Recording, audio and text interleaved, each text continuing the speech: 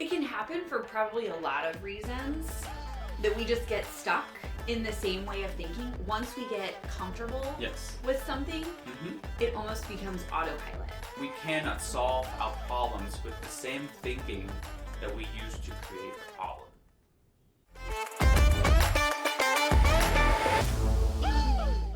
I just forgot what we were talking about. Oh. We're talking about being stuck. You were stuck. No. Yes, I just had a little lapse. That was all. A brain fart. Just a small one. Welcome, everybody, to another episode of Hey, Don't Do That, where we talk about those little things that have really big impacts on your motivation, effectiveness, and success. Yes. My name's Liz. My name is Tree. And today, we're talking about being stuck. So, Tree, we're going to start with the true or false question. Okay. True or false? 53% of people, according to LinkedIn, feel stuck in their personal lives. Oh, personal life. Yeah. Okay, you threw a twist there. I know. I would say false. Higher or lower? Higher. You're right. 83%. No, 76, but you are so good at these true-false questions. I don't know, I just guess. Trivia at the end. I'm not really good with trivia. Trivia at the end might be a different story today, but the true-falses, you're nailing. Because I have 50-50 chance. You do it. You're getting them all right. We hired someone recently. And I've had this experience every time we bring someone new onto the team where, you know, they spend a lot of time getting to learn how we do things, what our processes are, and inevitably at some point we do something, and so we'll tell them. Yeah. And then they look at us and they're like, why do you do it that way? And the answer is always like, I don't know. That's just kind of the way that we've always done it. And then they usually find a better way to do it. Yeah. But we got stuck in one way of doing it. So don't do that. Don't get stuck in one way of thinking or in one way of doing something. And I've done it myself. You know, we talk about being innovative, thinking outside the box, and we've facilitated this discussion. And then one day you just catch yourself doing it because we have somebody new questioning or asking, like, how do we... Every time we run a program, there's this thing called graduation. And then we always end the last session with some kind of graduation. People get certificates, right? And then when we had a discussion about how can we improve it, I found myself saying, this is how we've done it, and I don't want to change, right? So when you catch yourself doing that too, you're like, oh my God, it is an organizational disease, because that's the term we used to call it with, and I'm doing it. Yeah.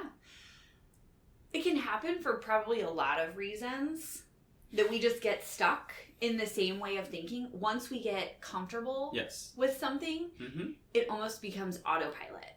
Yeah. Right? And we do it without thinking. Yeah. When we get comfortable, we can become complacent. 100%. Right? Yeah. And when we become complacent, there will always be someone else like ready to do even better. Yes. Yes. So there's a lot of research out there, and they were talking like in particular about doctors, and they were saying, who do you think really does a better job? Doctors with a lot of experience or people kind of like younger mid-career? And what they find is that the people who are younger mid-career, they're in it. Like they're hungry, they're working, they're learning, they're trying new things, they're figuring things out. And the people who've been in it for a long time, they're just kind of going through the motions. They're just kind of doing what they've always done. And so a lot of times they'll see more innovation, more creativity, more effort from those younger to mid-career because they're still learning. And when you're learning, they're innately thinking, what else? How else? Why? And they're willing to take more risk than the people who have been doing the same surgery for 30 years. Yeah. Yeah, and I mean, and then going back to what you said about in your personal life as well, Mm-hmm. of like people getting in the same way of thinking of doing thing, and then they realize, this is not where I want to be. Yeah. Right? And I'm not happy with how my life is turning out. Have you ever heard of confirmation bias? Yes. Fascinating psychology principle. Uh-huh. And people will do this in their personal lives or professionally. So basically, once we think a certain way, this is the right way to do this. Mm-hmm. This is the best. We start looking for things that confirm our thinking. Yes. And we ignore the things that don't confirm our thinking. Mm. So that then at the end of the day, we can say, well, look, I have this, this, and this that tells me this is the right thing. Yes. But maybe we've ignored 5 things that say, but there might be a better way. Mm-hmm. So we're looking to confirm our own thoughts versus looking to rethink or challenge our own thinking. Yeah. Yeah. This is, do you have an example? Top of your head? Yeah, like when we're looking to confirm something that we already know. So it could be as simple as, do you want a personal or professional? You can do professional. Okay. What would be an example? So when you are working through a project and you're using a project management system, project management software, you will start looking for all of the examples of where it's worked really well, right? Well, for this client, yeah, this was the great thing. For this client, this worked. This feature helped with this. And we ignore the fact that, oh, well, on that one project, that one piece got dropped. Or, oh, someone else had brought to me a new software the other week that they thought would be better. We ignore those and we just focus on, well, in this case it worked, and in this project it worked. So we only look to the things that are confirming what we think is right or what we think is true. And we'll ignore the other pieces of evidence that maybe disprove or could cause us to have to think again. Yeah, and the think again part is probably also another reason, because you talked about experience, you talked about age, like how long somebody has done something and they're comfortable and they become complacent. Having to think again takes energy and effort. Yeah. And we talk about this idea of tyranny of the urgent all the time here at the office, right? So if I'm busy with all the projects, everything that's going on around me, and I'm busy putting out fires, answering emails, meeting deadlines, having to think again slows me down. Right? Yeah. Right? On top of all the things that I have to do on my plate. Right?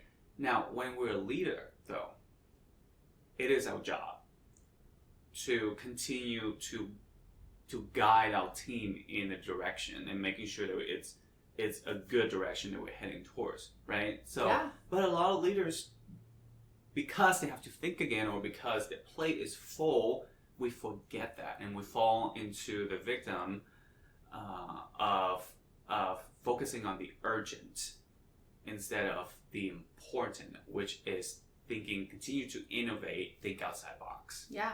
So Adam Grant has a book called Think Again. Yes. It's probably in my top 5 Really? ever. Yes. Where he just talks about the power of rethinking, and leaders can fall into the trap sometimes of, well, I figured out the best way. This must be the best way forever. And there's a concept in Zen called beginner's mind. Mm-hmm. Okay, or sometimes they'll call it Shoshin. Okay, Shoshin. yeah, which means beginner's mind. And it just says that everything we approach with one of 2 mindsets. So beginner's mind, beginners approach scenarios with curiosity. Like, what if? They ask those simple questions, those basic questions that maybe as a leader we feel like, I should know. Right? But they ask the simple questions. They're curious. I wonder, how does this work? Why does this work? Versus the other mindset, which says, I already know. I know how this works. I've got it. I've done this before. Been there. seen that, got the t-shirt, I'm good. Got the t-shirt. I've done when you it. go to the concert, you know, Yes. like, I got the t-shirt, I'm good. Yes. And there's so much power in leaders, especially leaders who have been really successful and who have been in the business a long time, to take that beginner's mind and say, what if? Yeah. Let me be curious. Let me ask those simple questions, because that's where we grow. Yeah. So if we flip that a little bit, people who want to learn, who have the beginner's mind, ask what if. People who tend to be stuck in their thinking, what are things that they say? Because if I'm sitting here saying, so do I have a beginner's mind, or am I stuck in my old way of thinking? It's like, what are things that another person would hear from me that would kind of like be an indication of like, yeah, maybe Tree needs to continue to stay open-minded, instead of saying, oh, yeah, this is how we've always done it. I think that's one right there. When you hear people say that's the way we've always done that. Yeah. Yeah. Also things like, that'll never work. We've tried that. We've tried that before. Yeah. Those are a couple of the things that you can hear. I think another one is not necessarily a phrase, but if you're in a meeting and somebody throws out an idea and it just gets the look, right? Of like, no. They look at you, or they do something with their body language that just shuts you down and basically says, roll their eyes, or like, yes, yeah. That says, we're not talking about, we're just going to talk about this little piece and how we can keep doing this little piece. Mm-hmm. Body language and tone can also tell you whether someone's trying to be stuck or open to thinking differently. Yeah. I mean, Marshall Goldsmith has the concept of what got you here won't get you there. Yeah. Right? So with the same way that got us here before, what made us successful before will not necessarily carry us into the future.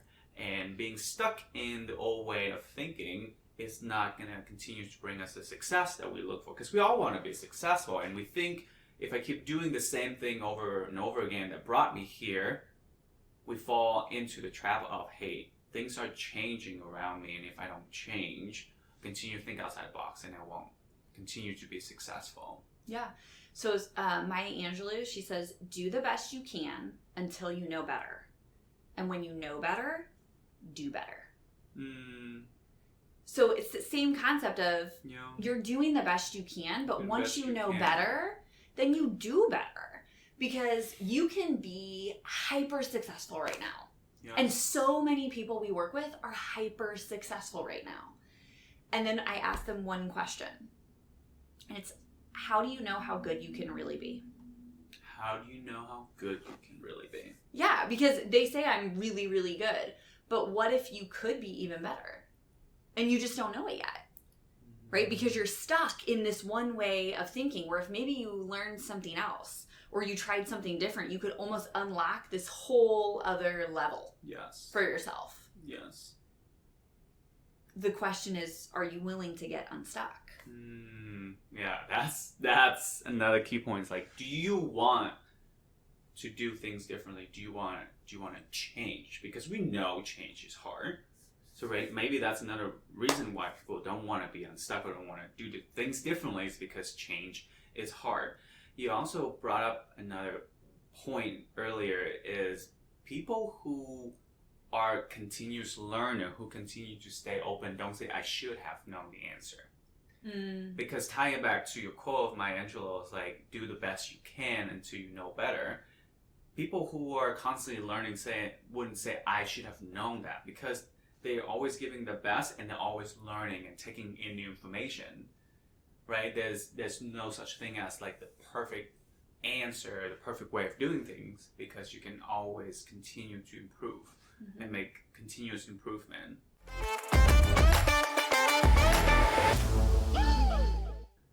So, what are some ways that we can unstuck ourselves? One, I think, is to say, what mindset do I want to have right now? Do I want to be a beginner's mind? Mm-hmm. Do I want to question? Yes. I think another way would be to ask somebody who maybe has more perspective Yes. than you, a different perspective than you, because it's hard when you have such tunnel vision. And go ask someone else, hey, Yes. I've been doing this for a long time, this certain way. What am I not seeing?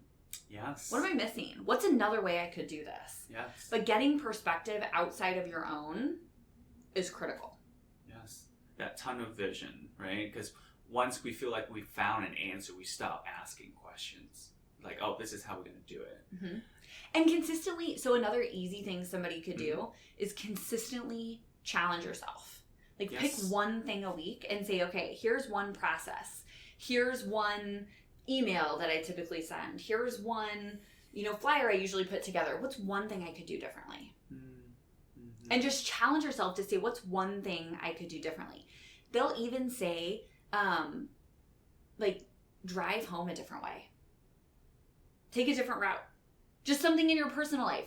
Order a different smoothie at Smoothie King. Do something. Start small. Yeah, do something out of your norm that gets you unstuck in one aspect of your life that's really little, but then might help you think, ooh, where else can I try something new? MIT did this research, and they found this 4 MIT Leadership Center found 4 behaviors of innovative leaders who continue to think differently and do things differently, and what you say fall into those 4 behaviors. One is ask provocative questions. Okay. Right? They're constantly asking, what if we do this? What can we do it differently? And then the second is to see the world as an anthropologist. They're constantly collecting data, insights. Okay. Right? So ask provocative questions, see the world as an anthropologist. And the third one is to talk to people different than you, which is kind of what you said earlier, is like getting fresh perspective, maybe somebody new on the team, or even maybe somebody from a different industry. Yeah. Right? Talking to how a doctor would solve this problem, how an engineer would approach a problem, because I bet you they both would approach the problems differently. And a doctor and an definitely engineer. Different than us. Yes. So that's one way to get fresh perspective, is even venturing out and talk to people of different industry, of how people do different things in life. And then the last one, so you have asking provocative questions, seeing the world as an anthropologist, talking to people differently, and being willing to experiment and try new things, which is what you said about, hey, going a different route, try a different smoothie. Or thinking about, like, what's one way you can be more effective at work this week, right? So four behaviors of innovative leaders according to MIT Leadership Center. Ooh, so your challenge this week could be to choose one of those 4. Yes. Right, with a process, with something that you do regularly, and use one of those 4. Mm-hmm. Either ask a question, find somebody, different than you, try something new with it. Yeah. And that reminds me of a quote by Einstein where he says, and you might have heard this quote, the same thinking that created problems, or we cannot solve our problems with the same thinking that we used to create the problem. Right? So we have to get fresh perspective, and that's how we can see things differently and maybe see a different angle on how to solve a certain issue. And when we get unstuck, when we're willing to think differently, we often find a more efficient, a more effective, and a better way to do things. Yes. Because, it's easier said than done. Yeah. Oh, it's hard. Easier said than done. It's hard because we think we're stuck in the right way, right? It's that confirmation bias of, I think this is right. I know this is right. Look at all these things telling me it's right.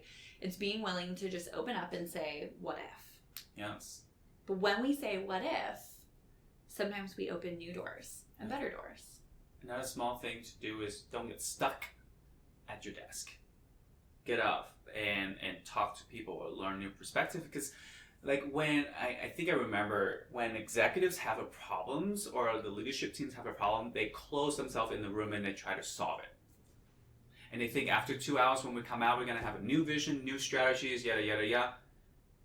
They forget to open up their tunnel visions and look around, talk to the people on the floor, talk to people, on the ground doing the work every day. Perspective. So I don't know how I can be innovative about beating the trivia or winning the trivia, but I will continue to try. Yeah, I don't know, Tree. There's, I'll ask some, you can think of it through a beginner's mind today. We're talking a lot, we said about getting stuck in one way of thinking, so you'll see a theme in our questions today. Mm-hmm. You got 30 seconds, Okay. and we're going to have 5 questions. Okay. How many do you think you're going to get out of these 5? 3. Okay. Am I think you could being do it. overly ambitious? I think you could do it. Okay. All right. Okay. First question. What is the sticky substance that comes from maple trees? Syrup. Almost. What is the most popular flavor of bubblegum? Cotton candy. No. What is the name of the actor who got stuck on an island for years in the film Castaway? I have no idea. Who is the U.S. president said to have been stuck in a bathtub? What? Ronald Reagan. No, and who sang the 2010 country hit Stuck Like Glue? Oh my god.